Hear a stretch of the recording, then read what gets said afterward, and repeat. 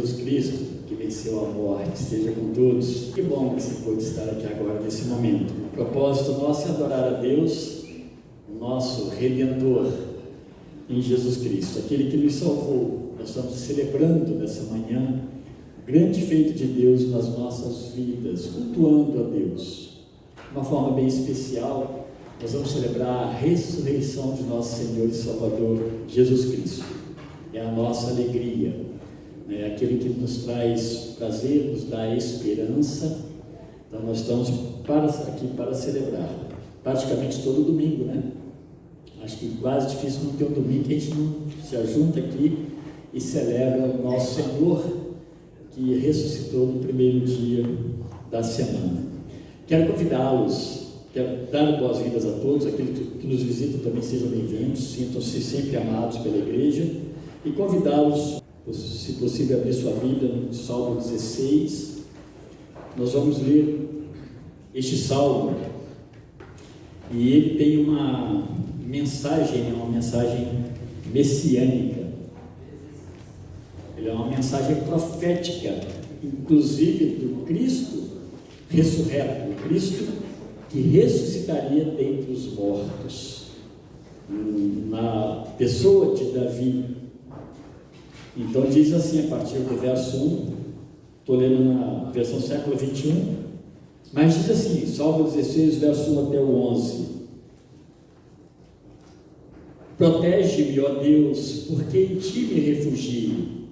Digo ao Senhor, tu és o meu Senhor, além de ti não tenho outro bem. Quanto aos escolhidos que estão na terra, são os ilustres, nos quais está todo o meu prazer. Os que escolhem de outros deuses terão as dores multiplicadas. Não oferecerei seus sacrifícios de sangue, nem meus lábios pronunciarão o seu nome. Senhor, tu és a porção da minha herança e do meu cálice. És tu quem garante o meu destino. Meu quinhão caiu em lugares agradáveis. Sim, fiquei com uma bela herança. Bendito o Senhor que me aconselha, pois até durante a noite meu coração me ensina. Verso 8: Sempre tenho o Senhor diante de mim, não serei abalado, porque Ele está ao meu lado direito. Por isso, meu coração se alegra e meu espírito se regozija. Até mesmo meu corpo habitará seguro, pois não deixarás a minha vida no túmulo, nem permitirás que teu santo sofra deterioração. Tu me farás conhecer o caminho da vida.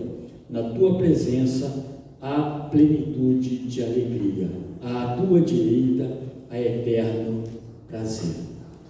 Graças a Deus. É uma mensagem messiânica, uma mensagem de esperança. Eles não viam isso nos seus dias, mas profeticamente está enxergando o grande feito de Jesus Cristo.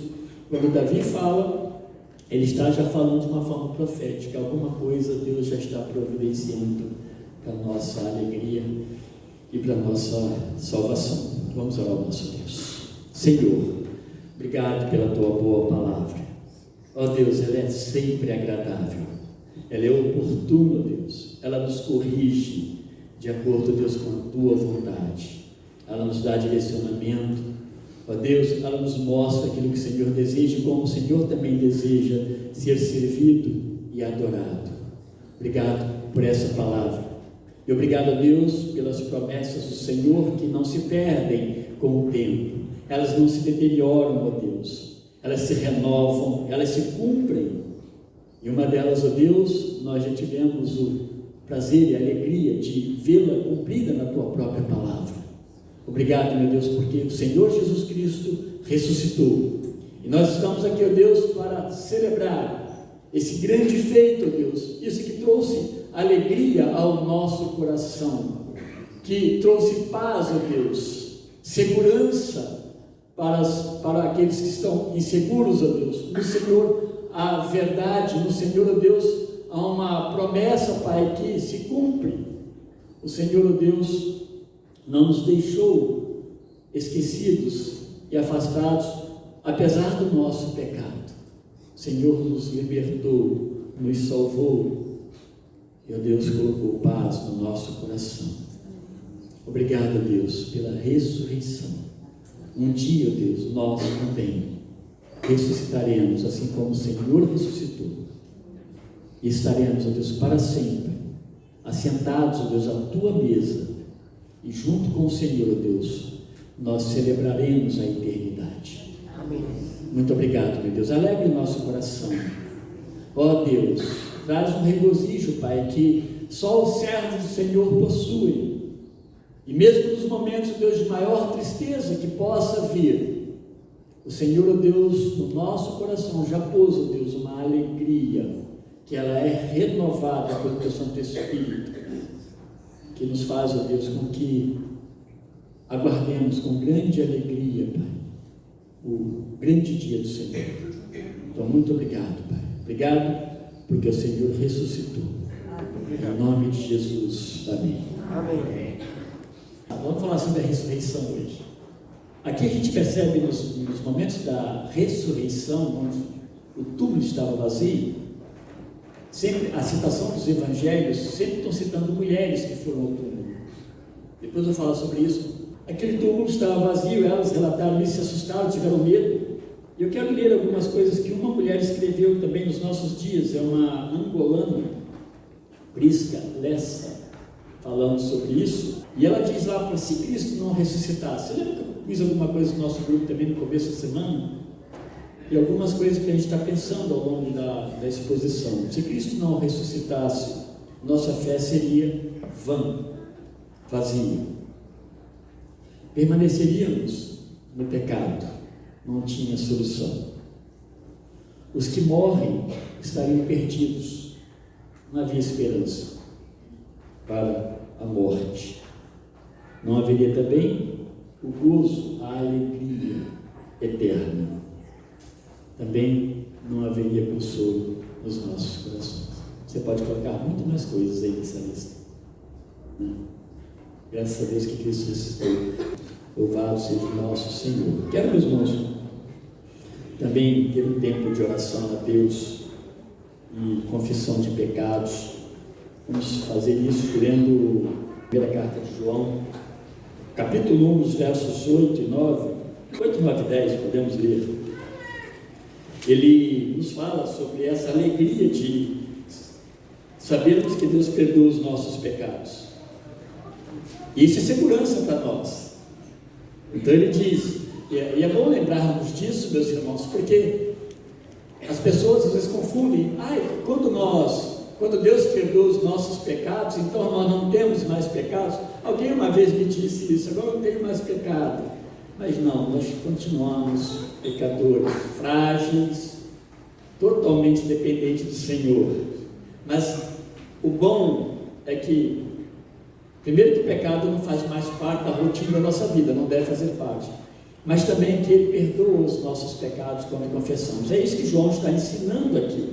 Capítulo 1 da primeira carta, verso 8 a 10, diz assim: se dissermos que não temos pecado algum, enganamos a nós mesmos, e a verdade, ela não está em nós.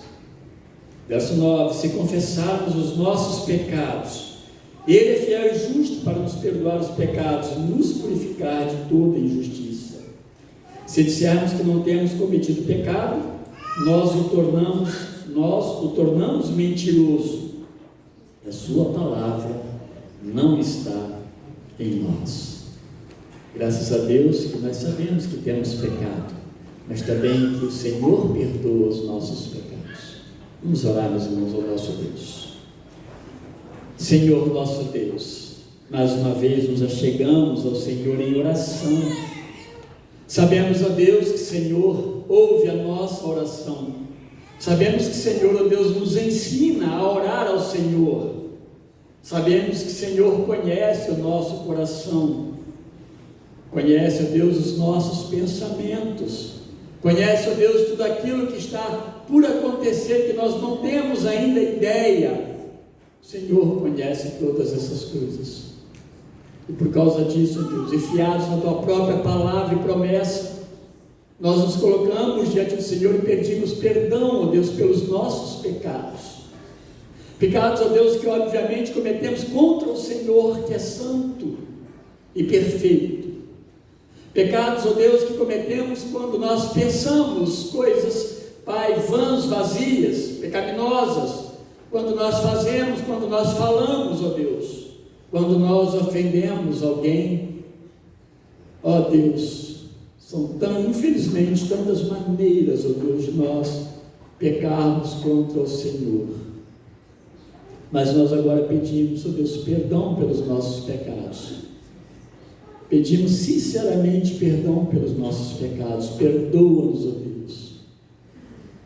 Eu sei, ó Deus, que as nossas orações, os nossos pedidos e clamores, eles não ficam vagando, ó Deus, ou presos neste teto aqui, deste lugar, mas eles chegam até o Senhor, o trono de graça e de misericórdia do Senhor.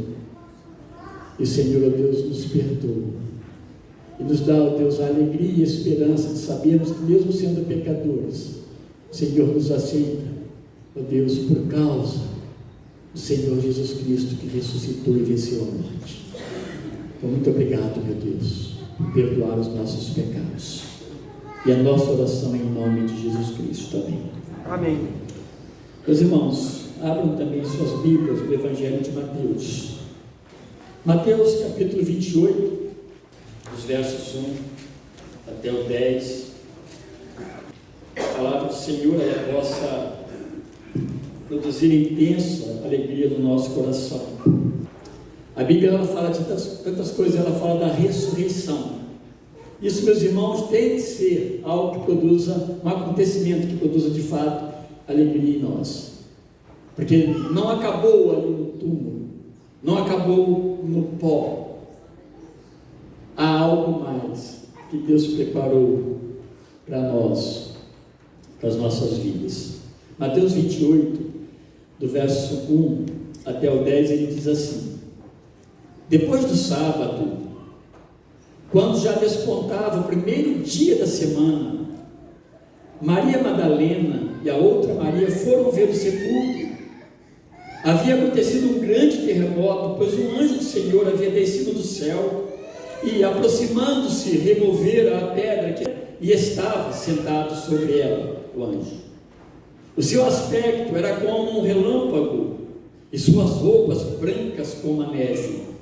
Os guardas tremeram de medo e ficaram como mortos diante dele.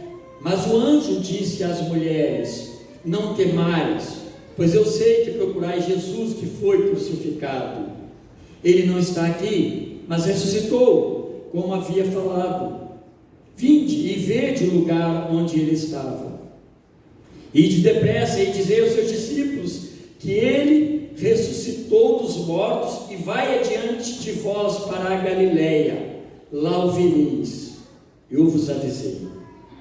Elas, então, saindo apressadamente do sepulcro, com temor e grande alegria, correram para contar tudo aos discípulos. E Jesus foi ao encontro delas, dizendo: salve! E elas, aproximando-se, abraçaram-lhe os pés e o adoraram. Então Jesus lhes disse: não temais, ide dizer a meus irmãos que sigam para a Galileia, lá me verão. E aí, meus irmãos, eu fico pensando, eu não sei como você lê esse texto, o que vem na sua mente, é uma porção de coisas, mas eu fico imaginando esse acontecimento. Eles veem, já tinha acontecido a ressurreição de Lázaro, que foi algo que estremeceu Jerusalém, tanto que eles planejaram matar Lázaro, porque Lázaro vivo era uma prova muito visível de que aquele homem fazia milagres. Mas agora essas mulheres vão lá para o sepulcro desesperançadas, e elas têm esse encontro. Depois João e Pedro têm essa experiência, mas o túmulo estava vazio.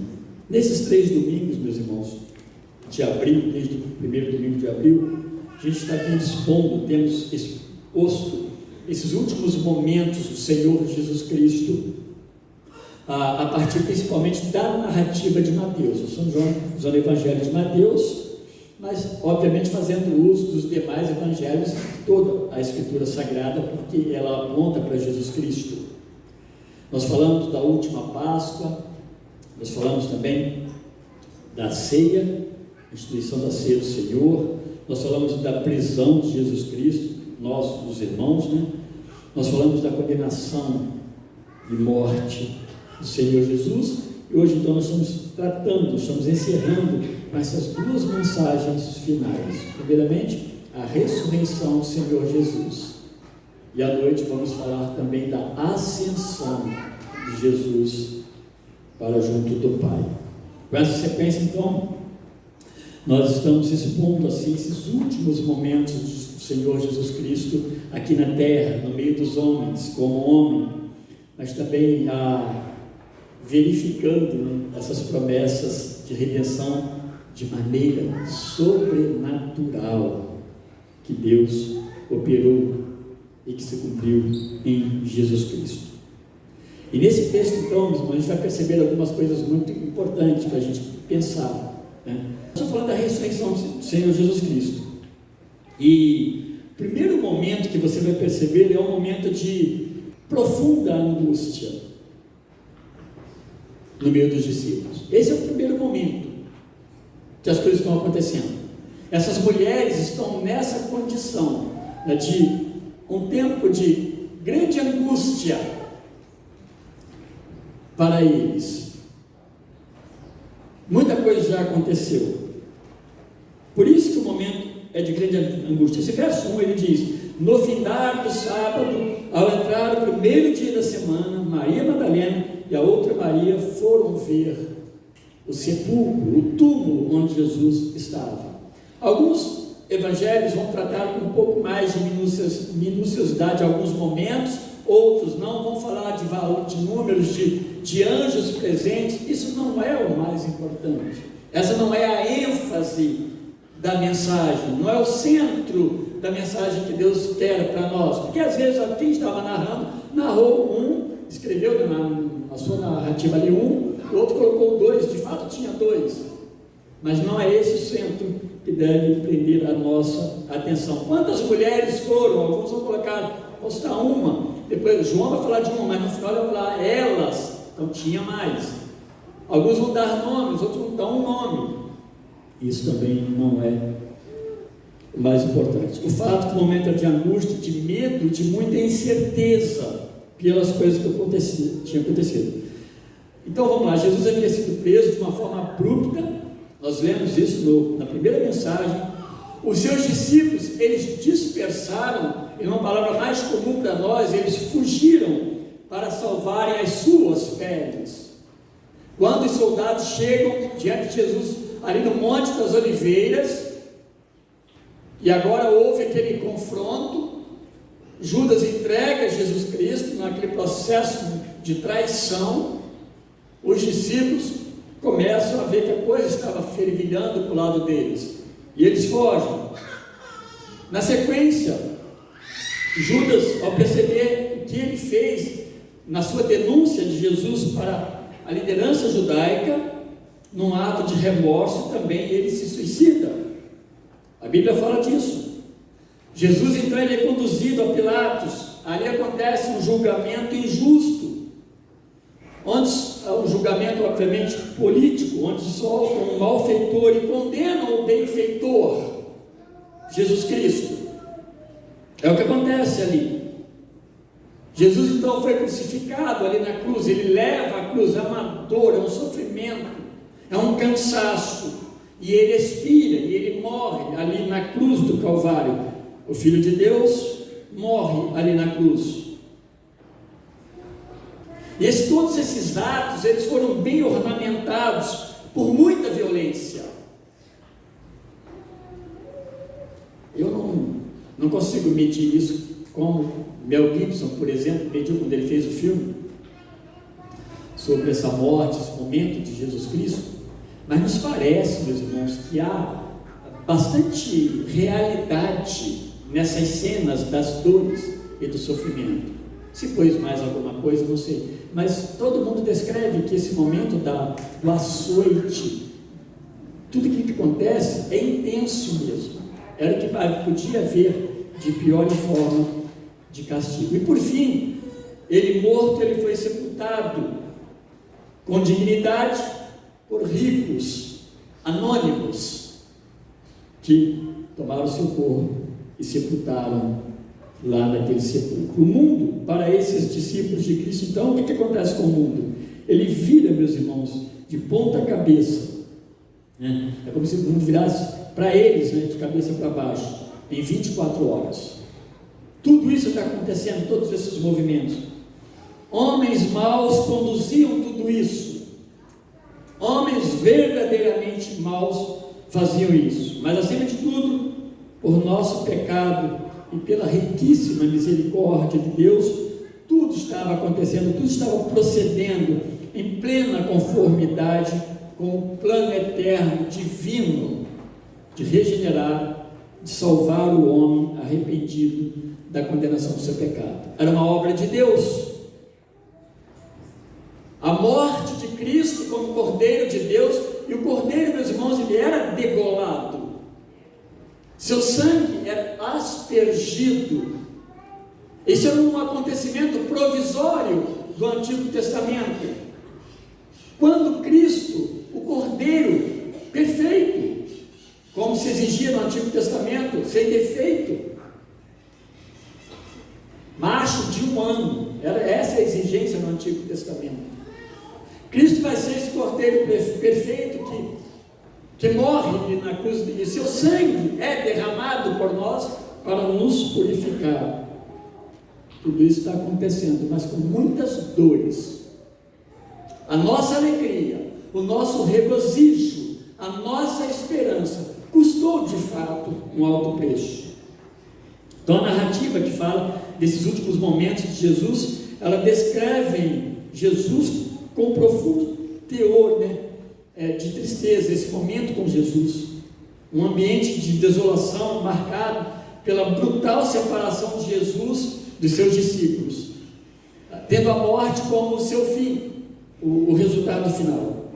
O Evangelho de João, logo após esse último milagre de Jesus Cristo, que foi a ressurreição de Lázaro, João descreve diversos milagres. Ele termina ali com a ressurreição de Lázaro, lá no capítulo 11 de João. Ele mostra aos líderes judeus agora em pleno movimento para apagar qualquer memória que trouxesse, que lembrasse alguma coisa de cristianismo, que lembrasse alguma coisa de Cristo. Logo após a ressurreição de Lázaro, eles planejaram. E lá em 11:47 diz assim: os líderes, que estamos fazendo, uma vez que este homem opera muitos sinais? Olha o verso 53. Desde aquele dia resolveram matá-lo. E o que vai chegar agora é que nós estamos lendo. Nós estamos falando da ressurreição, mas desse momento em que ele é preso, julgado injustamente, maltratado, pregado na cruz, então ele vai ressuscitar. Mas não somente isso, eles decidiram também sobre a vida de Lázaro, que eu falei agora há pouco. Planejaram a morte dele no 12:10 de João. Mas os principais sacerdotes resolveram matar também Lázaro. Eu não sei, meus irmãos, porque os evangelhos se calaram com relação a Lázaro depois disso, depois da sua ressurreição e desse plano de morte. Não deve ter sido difícil eles terem matado Lázaro novamente, ou seja, Lázaro ter morrido de morte matada. Não é difícil, mas a Bíblia, ela se calou quanto a isso. Os próximos seriam os discípulos. Essa tentativa de apagar o cristianismo, a ressurreição, isso não era bom no olhar desses homens. Então as reações dos discípulos em todos esses acontecimentos finais, pré-morte de Jesus, mostra que eles esperavam algo mais a ser feito por Jesus. É bom de pensar nisso, que seria o estabelecimento do reino messiânico, seu governo sobre Israel e a libertação do domínio de Roma. Na mente dos discípulos, eles alimentavam todas essas coisas.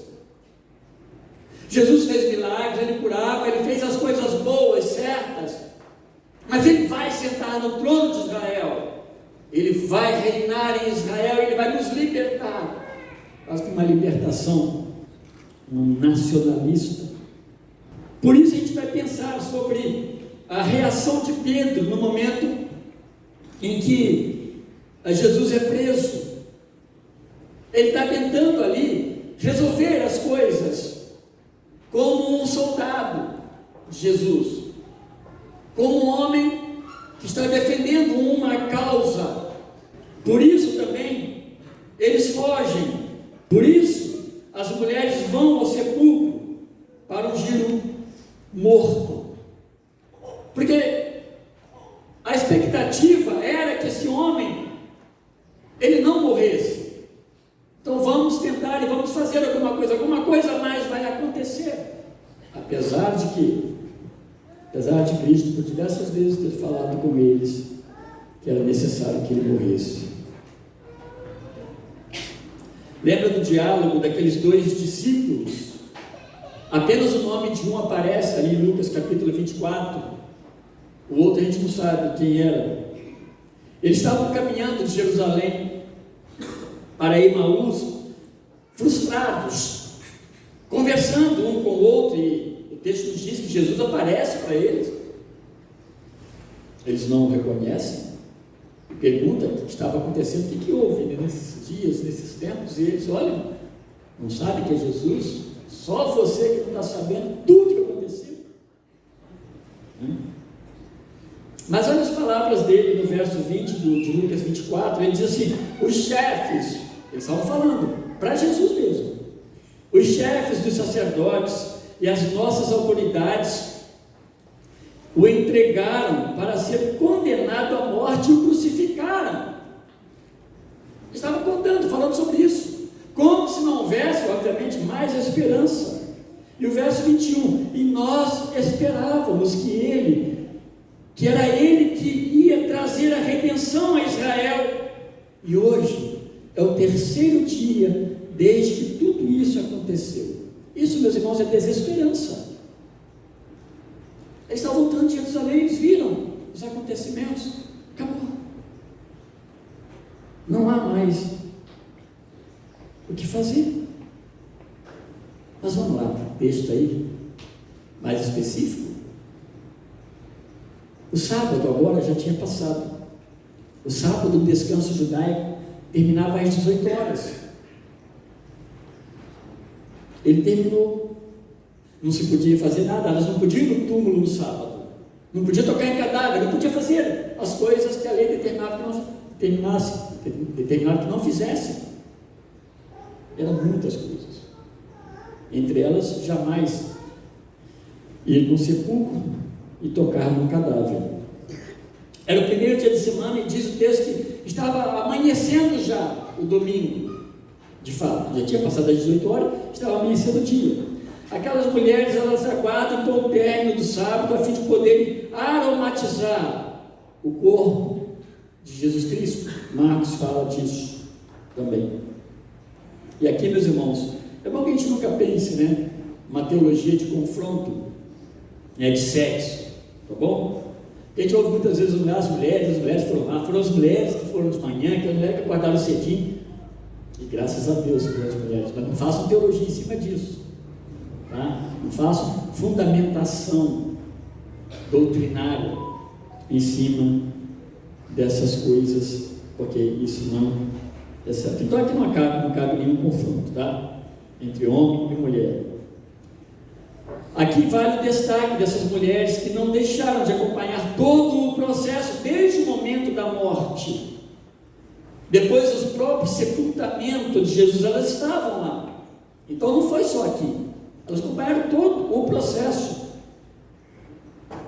E até agora, no embalsamento do corpo, não é bem um embalsamento, mas é perfumar de fato o corpo, que era um costume para o sepultamento. Embora, quando nós lemos sobre José de Arimateia, Nicodemos, a gente vê ali que José de Arimateia cuidou do corpo no sentido de perfumá-lo. Os demais evangelhos acrescentam outras mulheres, como eu disse agora há pouco. Agora, mas com certeza, meus irmãos, Maria Madalena, ela acompanhou Jesus e os discípulos por longo tempo, porque ela é citada por todos, e ela está agora aqui no sepulcro. Mas ela tinha uma tremenda gratidão para com Jesus, pois ele a libertara de uma possessão demoníaca, como Lucas descreve no capítulo 8, bem no comecinho ali. Ela tinha gratidão. Este homem me libertou. Numa condição, meus irmãos, que para chegar e cuidar de uma mulher, para os líderes cuidarem de uma mulher nessa condição, era quase que impossível. Jesus Cristo a liberta. E ela tinha, sim, gratidão. Se ele morreu, o que eu posso fazer mais? Eu posso ir lá e perfumar o corpo. Eu posso, então vou fazer isso. Ir ao sepulcro para cuidar do corpo mostra desesperança por um lado, porque, bom, ele morreu, mas também fidelidade. E fidelidade é uma coisa maravilhosa, meus irmãos. Fidelidade é o que precisa permear a nossa vida como cristãos. Fidelidade àquele que nos salvou. Fidelidade unicamente a Deus que nos resgatou e não se esqueceu de nós. Que sendo nós pecadores, devido à queda, devido à nossa desobediência, Ele nos amou. Deus, Ele requer fidelidade da nossa parte. Mas esses discípulos, muito angustiados, não somente as mulheres, eles estavam sendo agora trabalhados em todos esses pontos, esses momentos trabalhados por Deus na sua fé. E acontece do verso 2 ao 4, esse encontro agora com o mensageiro de Deus. Se no começo havia uma desesperança enorme, agora começa alguma coisa a acontecer. E o verso 2 a 4 diz assim: eis que houve um grande terremoto, porque o anjo do Senhor desceu do céu, chegou, se removeu a pedra e assentou sobre ela. E seu aspecto era como um relâmpago, e a sua veste alva como a neve. É a descrição de um ser celestial. E elas percebem que é um ser celestial, por causa disso tudo. Não era uma pessoa comum. A aparência daquele homem que estava ali não era a aparência de um homem do cotidiano. E elas percebem, e ele se apresenta a ela. E o verso 4: e os guardas tremeram, espavoridos, e ficaram como se estivessem mortos. E aqui, não somente Mateus ele fala desse grande terremoto, possivelmente pela chegada do anjo naquele momento ali, que os outros não vão descrever detalhe nenhum disso, e remoção daquela pedra. Alguma coisa aconteceu, alguma coisa foi perceptível, que é anormal para eles quando viram isso, quando ouviram, os guardas eles estavam ali vindo, mas quando ouviram também, e eles descrevem então como esse grande terremoto. A gente sabe que um pouco antes, de fato, aconteceu um terremoto também, quando dá expiração, quando Cristo ele se entrega e morre ali na cruz, a terra treme, as rochas se fendem, isso foi fato percebido, os sepulcros se abrem, corpos ressuscitam, levantam-se dos sepulcros. Foi o que aconteceu em Jerusalém, quando Jesus morreu, um pouquinho mais atrás, no capítulo 27, no final dele.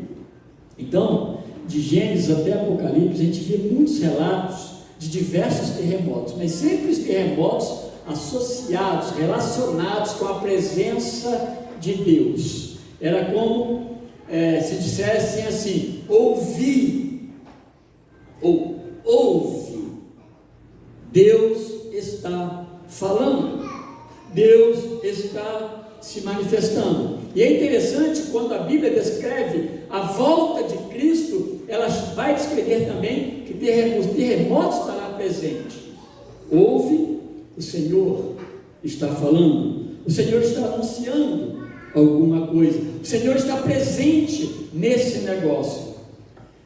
Quem são anjos? Anjos são mensageiros de Deus. Deus os usa como mensageiros para lhe servir, serve os propósitos de Deus. Mateus então ele cita um, Lucas por exemplo ele fala de 2. Nós não nos prendemos nessas contas, elas não são importantes para esse propósito. Mas possivelmente, meus irmãos, as mulheres, elas não presenciaram esse movimentar da pedra pelo anjo. Elas vão chegar e vão ver ali ele presente, vão ver o túmulo vazio. Mas os guardas, sim, porque eles estremecem. Eles ficam estarrecidos com a cena. E a mesma palavra que fala do terremoto também define esse estremecimento dos guardas. É o mesmo significado. Ou seja, foi algo que deixou aqueles homens estarrecidos quando eles olham para aquele negócio ali. O mover da pedra, então, obviamente, que não se deu para que Jesus pudesse sair em sua ressurreição. Não precisava mover a pedra para Jesus sair. Ele não precisa disso. Mas o mover da pedra ali, foi de fato para que as mulheres, depois João, Pedro, eles pudessem entrar lá e comprovar, de fato, aqui está a roupa, mas não está aqui o Senhor Jesus Cristo.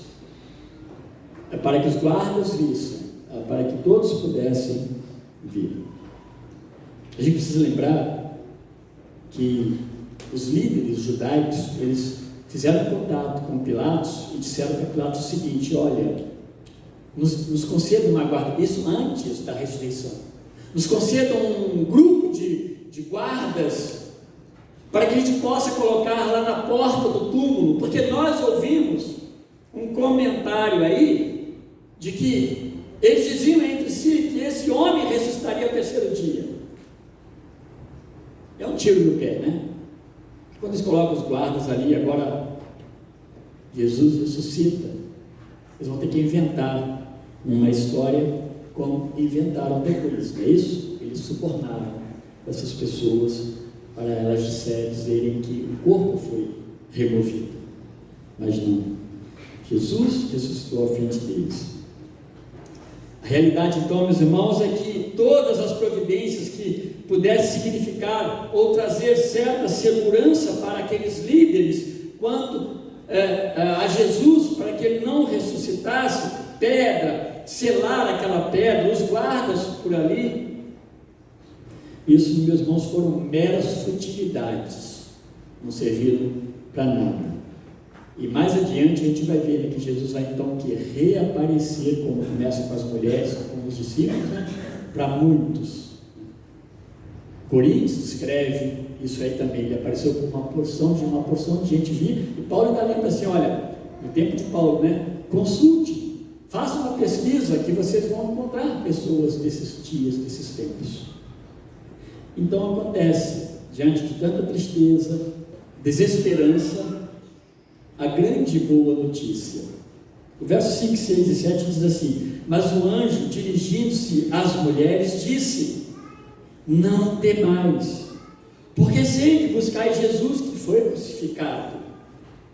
Ele não está aqui, ele ressuscitou, como tinha dito. Vinde ver onde ele jazia. Então elas foram ver.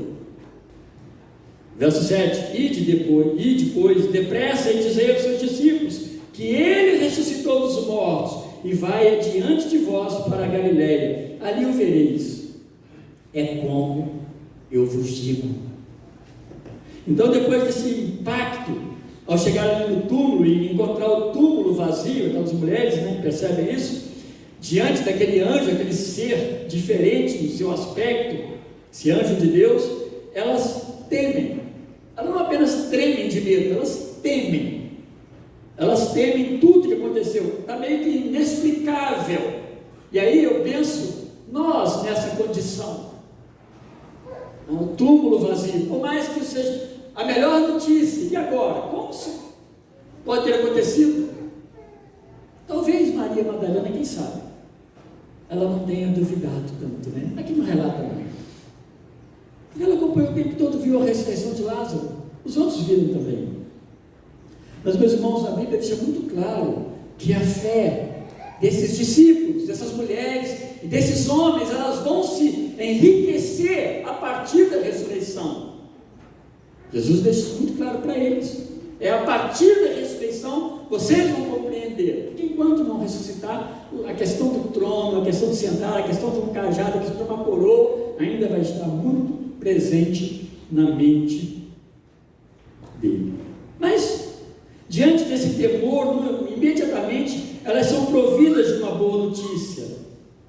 E aí, nesse momento, Mateus descreve as palavras do anjo que se dirige àquelas mulheres, lembra aquelas mulheres que sabia que elas estavam ali atrás de Jesus, elas estavam ali a fim de preparar o seu corpo, conforme era o costume judaico. Então ele lembra isso a elas. Mas o mensageiro de Deus lembra a elas também que se cumpriu aquilo que o próprio Deus, o próprio Jesus, na verdade, já havia anunciado amplamente para os seus discípulos, e elas tinham conhecimento. Capítulo 12, verso 40 aqui de Mateus mesmo, para não precisar sair deste evangelho, 16, 21, 17, 23, todos esses momentos estão muito claros, Jesus falando para eles que ele iria ser morto, entregue, ser morto, crucificado e ressuscitaria. Mas imagina, né? Esses homens, centenas de anos criados dentro de uma perspectiva de que um dia Israel seria, como povo de Deus, liberto, né, da ação dos seus inimigos pela mão do Messias. Então ele diz, para dizer o seguinte: olha, ele ressuscitou. Ressuscitar é especificamente vir da morte para a vida, é ter fôlego novamente, é ressurgir, é nascer, mas não o nascimento que Jesus pregou para Nicodemo, nascer de novo, naquele aspecto, não nascer de novo na fé. Aqui é ressuscitar, é ter vida novamente. E além das pessoas que Jesus ressuscitou e depois morreram, no Novo Testamento a gente vai ver isso, somente Jesus vai ressuscitar e permanecer então vivo. No verso 7, ele avisa que o plano de Deus está em pleno curso, ele está dentro do seu tempo, e que então elas fossem rápidas, elas não poderiam se deter nisso, apesar de ser a boa notícia, havia uma grande alegria, elas não se detivessem, fossem rápido e avisassem os discípulos. Havia uma urgência de tempo, de mensagem, e se encontrariam lá na Galileia, e mais ainda, poderiam comprovar essa grande notícia: ele ressuscitou, e ele vai aparecer para vocês lá adiante. E por fim, meus irmãos, agora, depois de uma grande notícia, uma grande alegria. E retirando-se elas, no verso 8, apressadamente do sepulcro, tomadas de medo e grande alegria, as duas coisas estão presentes, correram a anunciá-lo aos discípulos, e eis que Jesus veio ao encontro delas e disse: salve! E elas, aproximando-se, abraçaram-lhe os pés e adoraram. Então Jesus lhes disse: não temais, ide avisar a meus irmãos que se dirijam para a Galileia, e lá eles me verão. E aqui a gente está indo para o final. Essas mulheres, elas estavam cheias de alegria, elas estavam cheias também de medo por tudo. Elas já haviam presenciado muitas coisas indesejadas ou indesejáveis nessas últimas horas da vida de Jesus Cristo. Por certo, muitos disseram assim: isso não é para mim, eu estou fora desse negócio. Mas não se assustem, porque em João 6 isso acontece.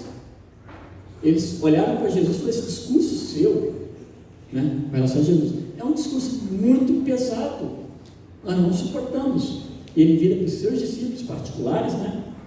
Querem alguns de vocês também se retirar, me abandonar?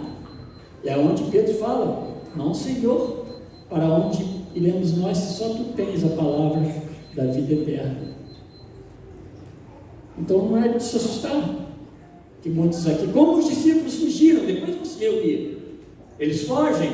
Muitos não desejaram com certeza estar presentes nesses tempos.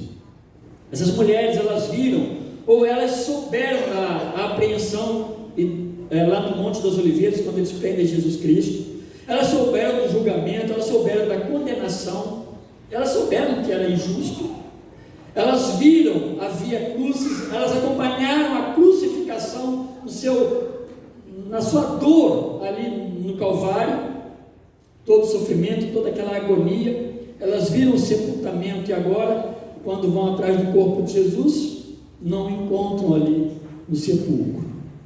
Além de tudo isso, deparam-se com um anjo, né, naquele formato ali, reluzente, como um relâmpago, como Mateus descreve, com vestes resplandecentes. E ele dá para elas o que? Notícias, eu vou botar entre aspas aqui, inacreditáveis. Inacreditáveis. Nós estamos falando, meus irmãos, humanos como nós. Como assim? Medo e alegria. Apenas elas correm, elas vão, o anjo fala isso para elas, elas correm, vão para anunciar para os discípulos. E talvez elas vão no caminho, correndo, apressadas, cansadas. Elas vão perguntando para si mesmas: será verdade? Será que tudo isso faz sentido? Será que nós não estamos com algum problema porque não dormimos à noite? Quem sabe? Estamos cansadas. Acontece então, meus irmãos, o auge do que seria o anseio, né, de seus corações, o coração daquelas mulheres, certamente. E aí o motivo da sua intensa alegria em meio a tanto medo. A alegria agora ela é intensificada. Jesus as encontra, o verso 9 fala disso. Ele aparece para elas. E é interessante que a notícia é: vai, avisa que ele vai aparecer para os discípulos, mas Jesus aparece para elas. Não está quebrando nenhuma regra. Ele aparece para aquelas mulheres. Como que se a gente é levado a pensar, né, como se estivesse honrando a fé daquelas mulheres também. Depois vai honrar os discípulos. Eu creio que pode ter isso. Já não eram mais palavras apenas do anjo do Senhor. Não era mais isso. Já não eram mais apenas possibilidades de alguma coisa acontecer. Ele estava diante delas e ele as saudou audivelmente, visivelmente. E aí nós conseguimos imaginar o tamanho do contentamento que envolveu aquelas mulheres. Ou será que não conseguimos? Elas não tinham mais palavras, apenas adoraram uma grande expressão de demonstração de afetuosidade, humildade e reconhecimento do senhorio de quem de fato ele é. Abraçaram os pés do Senhor. Uma alegria sem medida, acompanhada de muita perplexidade. Como você reagiria numa cena dessa? Então a atitude seria muito intolerável diante dos judeus, os líderes. Eles não tolerariam uma mulher se aproximar, tocar neles ou num líder. Jamais. Mas o que importa é isso? Jesus não está preocupado com isso. Jesus mais uma vez recebe todos aqueles que se ajoelham diante dele. Diante de tão grande verdade, meus irmãos, a nossa reação também deveria ser continuamente de humildade e prostração, como essas mulheres fizeram. A nossa vida, no nosso viver, nós não vamos ver a figura de Jesus, mas a nossa atitude interior precisa ser de contínua prostração diante dele. Porque aquilo que ele fez foi para nós e por nós. Foi a razão de nós, como igreja, nos ajuntarmos aqui. É no nome dele. E o consolo dele se mostra para elas da mesma forma, com as mesmas palavras do anjo ali no verso 5. Jesus vai dizer: não temais, acalmem-se, é verdade, vocês estão em segurança. E aqui, meus irmãos, ele não usa a expressão, eu estou usando, mas é segurança. Mas por outro lado também, não é uma segurança que as livrasse, ou que nos livrasse, ou nos livre de perseguições humanas por causa do Evangelho, mas a segurança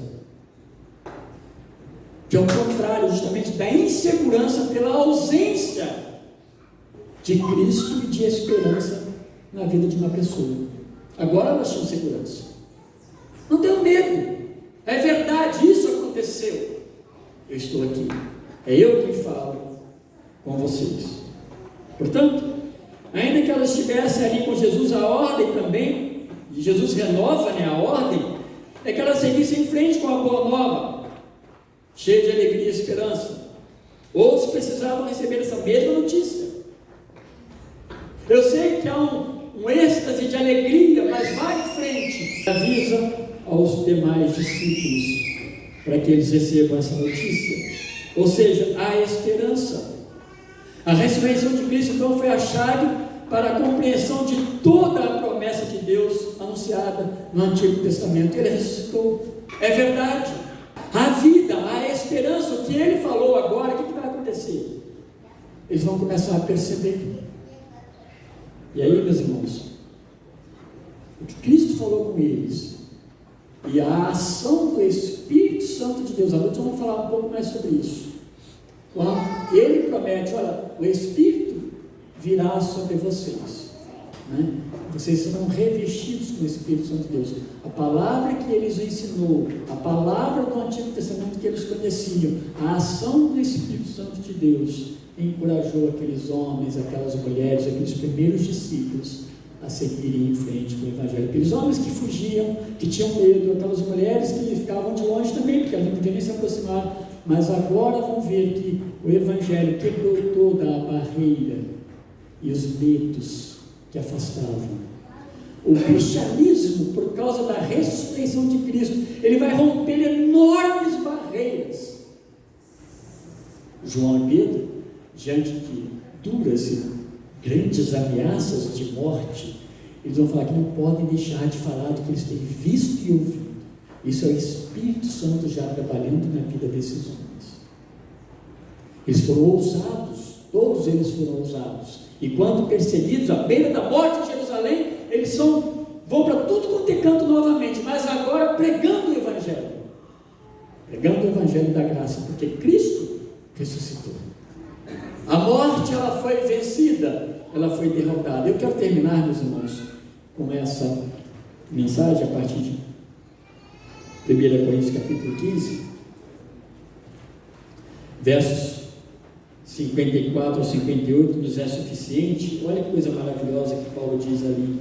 Ele está fazendo um tratado, né, terminando um tratado doutrinário da ressurreição de Jesus Cristo. Ele diz assim, bem no final: mas, verso 54, quanto o que perece se revestir do que é imperecível, e o que é mortal se revestir do que é imortal, então se cumprirá a palavra escrita: a morte foi engolida pela vida. Onde está a morte, a tua vitória? Onde está a morte, o teu aguilhão? O aguilhão da morte é o pecado, e a força do pecado é a lei. Mas, graças a Deus que nos dá a vitória por meio de nosso Senhor Jesus Cristo. Portanto, meus amados irmãos, olha que coisa maravilhosa, meus irmãos. Sede firmes, permaneçam firmes e constantes, sempre atuantes ou abundantes, numa outra versão, na obra do Senhor, sabendo que nele o vosso trabalho não é inútil. Por quê? Porque ele ressuscitou, ele venceu a morte. E se nós fazemos, meus irmãos, se nós cultuamos, se nós cantamos, se nós adoramos, é porque Cristo venceu a morte. Eu falei no começo, se Cristo não tivesse ressuscitado, eu li algumas coisas da Prisca Lessa, e eu quero terminar, baseado até nisso aqui, o que John Piper fala, alguns pontos que ele fala, porque Cristo ressuscitou. Então, porque Cristo ressuscitou, a morte não tem domínio sobre ele mais, que nem sobre nós. Nós somos regenerados porque ele ressuscitou. Nós somos perdoados em nossos pecados. E nós oramos no começo do culto por isso, porque ele ressuscitou. Nós temos o Espírito Santo, porque ele vai para que o Espírito possa ser enviado a nós. Nós não teríamos o Espírito Santo de Deus. Não há mais nenhuma condenação, porque ele ressuscitou. Haverá um julgamento vindouro, porque ele ressuscitou. Os seus servos serão salvos da ira futura, porque ele ressuscitou. E por fim, seremos ressuscitados como Ele ressuscitou. Jesus ressuscita, Ele abre a porta, o caminho. Hebreus trata disso muito bem, para a nossa ressurreição. Então, nós cantamos e celebramos aqui com muita segurança e muita esperança no nosso coração. Que Deus, meus irmãos, nos fortaleça, nos anime, que nós possamos não olhar para as circunstâncias, elas existem, os problemas vão continuar, mas há algo dentro de nós que nos faz ajoelharmos diante do nosso Redentor, como as mulheres fizeram, adoramos, porque Ele de fato ressuscitou e nos salvou. Deus nos abençoe. Nós vamos passar, meus irmãos, já nessa sequência para o momento da ceia do Senhor, porque isso tem tudo a ver com o que nós estamos falando nessa manhã. Eu quero convidar os irmãos que primeiramente vão me ajudar aqui na distribuição dos elementos, vou dar algumas orientações também, mas vamos celebrar a ceia como um mandamento de Deus para nós, e junto com esse mandamento também, dessa ordem, né, aquilo que nós podemos aprender com a ceia, para que a gente nunca esqueça o que Ele fez por nós. A gente conversava agora há pouco, aqui no começo do culto, os memoriais, que a Bíblia descreve muitos memoriais. Deus falava com os seus filhos lá no Antigo Testamento: erga um memorial por causa disso, para que vocês não esqueçam, para que quando vocês olharem, quando vocês passaram o Jordão, por exemplo, que Deus abriu o Jordão, quando vocês venceram os primeiros exércitos, Deus venceu isso por vocês. A ceia nos aponta para aquilo que Cristo fez por nós ali na cruz do Calvário. Mateus 26, a partir do verso 26, nós pregamos isso aqui, foi a primeira mensagem dessa série. Em Cristo, Ele assenta-se com seus discípulos, Ele celebra a Páscoa com eles. Mas é como se Ele estivesse falando assim, nessas palavras assim: olha, agora estou dando para vocês um novo mandamento. Isso não será mais assim. Meus irmãos, não é mais Páscoa, é ceia. Não é porque nós não gostamos de Páscoa, é porque é ceia do Senhor. O memorial agora se cumpriu. A Páscoa, ela vai de fato apontar e se cumprir em Cristo. Ele vai instituir agora a celebração da ceia. Por isso que a figura do partir do pão ali, não mais para uma família, mas para o povo de Deus, os redimidos, os remidos, na verdade, pelo Senhor, participam disso. Receberam do seu corpo e do seu sangue. Antes de ler, apenas lembrando algumas recomendações. É importante que, para participar da ceia do Senhor, por uma questão de temor a Deus e obediência, a gente precisa tomar alguns cuidados, né? Nós não conhecemos todo o auditório, mas é importante que algumas coisas você tenha como princípio na sua vida como cristão.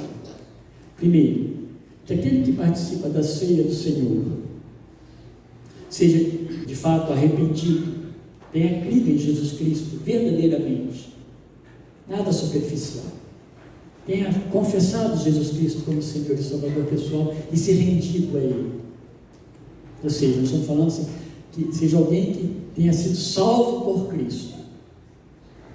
Isso é fundamental. Outra coisa, tenha sido batizado como prova de fé, testemunho de fé diante da comunidade. Mas isso também não é suficiente, porque tem muita gente que está batizado, creu e está batizado, mas está longe. A expressão desigrejado, eu detesto essa expressão, ficou muito maçante, mas ela existe. Mas esse fato é real. Tem pessoas que ainda conseguem: eu sou de Cristo, mas eu não preciso de igreja. Meu Senhor Jesus Cristo a instituiu. Então precisa sim ser membro de uma igreja. Nós somos os membros dessa igreja. Mas se você nos visita e você seja membro de igreja, esteja em plena comunhão com ela.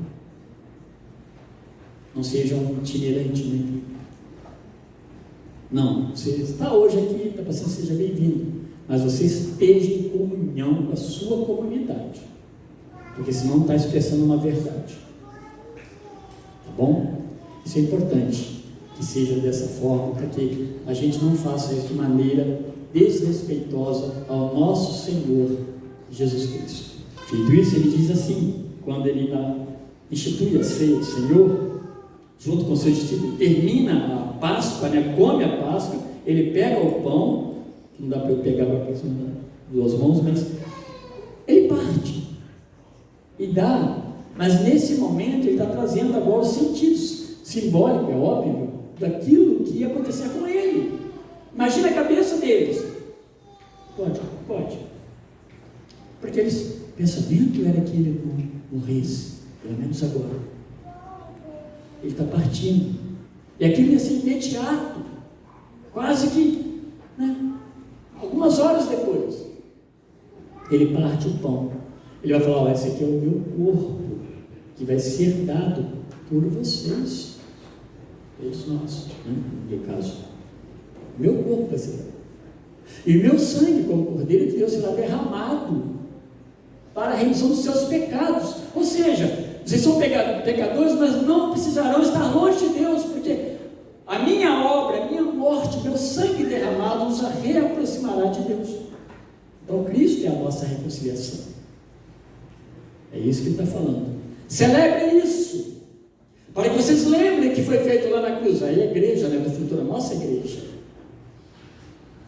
Mas algo que foi feito, ano passado, mas com poderes de transformação para nós hoje, porque transforma. Quantas pessoas creem em Jesus hoje? Muitas. Têm crido verdadeiramente e se arrependido. E elas são salvas, elas são incorporadas a esse corpo, aqui em outros lugares, porque elas creram. Mas não é somente isso, essa aqui é uma aplicação futura, porque aponta para a eternidade. Ele até fala para os seus discípulos, né? Não cearei mais com vocês até aquele dia que nos encontraremos no céu, para sempre. Então nós estamos celebrando algo que é para sempre, no sentido, enquanto vivemos aqui na terra, mas com esperança de renovo, com esperança de vida eterna. Então, meus irmãos, é maravilhoso. Por isso que a ceia é para a igreja e tem que ser nesses moldes. Tem que ser nesses moldes. Outra coisa, eu falei em outro momento, pegue as crianças nesse momento, não precisa dar ceia para elas, porque elas precisam entender que não é para elas mesmo. Senão, elas reduzem na sua mente o entendimento disso. Mas é para nós ensinarmos para elas: olha, não pode agora, mas um dia você vai poder. Esse desejo, essa vontade. Nós não somos melhores e bonzinhos e mais aceitáveis diante de Deus quando nós fazemos coisas, né, concedemos coisas que não devemos conceder. A ceia é para batizados, membros da igreja em plena comunhão. Então, as crianças vão aprender com isso também. E quem ainda não é batizado, meus irmãos, tenha isso não como exclusão, pelo contrário. A ceia não vai salvar, mas ela tenha isso como uma oportunidade de você falar: agora chegou, eu quero também isso para mim. Então, que bom, sempre será bem-vindo, um dia aqui mesmo, ou onde você estiver. Tá bom? Feito isso, nós vamos subir os elementos. Depois eu vou ler a palavra, tá? Eu leio mais no final. Vamos subir os elementos, recebam aí e aguardem para a gente tomar e participar juntos. Vamos orar. Senhor nosso Deus, estamos, ó Deus, com esses elementos que o Senhor nos ensinou a partilhar, ó Deus, como igreja. Agora, ó Deus, que nós possamos realizá-lo, fazê-lo, ó Deus, com entendimento, com clareza, reconhecendo, ó Deus, a grande obra redentora do Senhor por nós. Muito obrigado, meu Deus. Permita que isso não se apague em nossas mentes e também nos nossos corações. E nós tenhamos o Senhor, Pai, sempre presente em nós, e nós estejamos encurvados diante do Senhor numa atitude de entrega, de vida e de reconhecimento, ó Deus, que o Senhor ressuscitou, venceu a morte e é o nosso Senhor. Bendito seja o teu nome. Nos abençoe nesse momento da celebração também, meu Deus. Para a tua glória fazemos isso, em nome de Jesus. Amém. E aqui, meus irmãos, nós temos os dois elementos que simbolizam, e Jesus deixou isso claro para nós, né? Tanto o seu corpo, que é o pão, quanto o seu sangue, que é o vinho. É um ato simbólico, de fato. Ele diz assim no verso 26, então, de Mateus 26. Enquanto comiam, e aqui ele está dizendo o seguinte: enquanto comiam a Páscoa, estava acontecendo essas coisas tudo junto. Jesus tomou o pão, abençoando-o, partiu e deu aos seus discípulos, dizendo: tomai e comei, isso é o meu corpo. Comamos, meus irmãos. E no verso 27 em diante também, ele diz assim: e tomando um cálice, rendeu graças e o deu a eles, dizendo: bebei dele todos, pois isto é o meu sangue, o sangue da aliança derramado em favor de muitos para perdão dos pecados. E mais digo-vos que desde agora não mais beberei deste fruto da videira, até aquele dia em que beberei o vinho novo convosco no reino de meu Pai. E depois de cantar um hino, saíram para o Monte das Oliveiras. Tomemos a casa.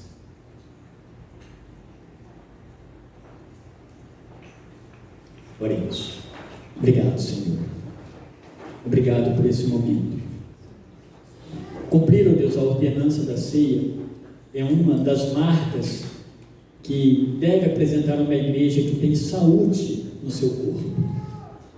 E nós, ó Deus, acabamos de celebrar. Mas fizemos isso, Deus, ou em obediência ao Senhor, mas também com alegria no nosso coração. Porque tudo isso, Pai, para nós, representa a grande vitória. A vitória, Deus, que nós não encontraremos aqui neste mundo, por mais aprazível que possa ser as coisas, o lugar, os acontecimentos, não representam, ó Deus, nem de perto, aquilo que de fato o Senhor fez por nós e preparou para nós, como servos do Senhor. Então, muito obrigado, meu Deus, por podermos participar deste momento de forma solene, mas com os nossos corações, ó Deus, diante do Senhor em gratidão. Muito obrigado, meu Deus. Obrigado porque o Senhor morreu por nós ali na cruz.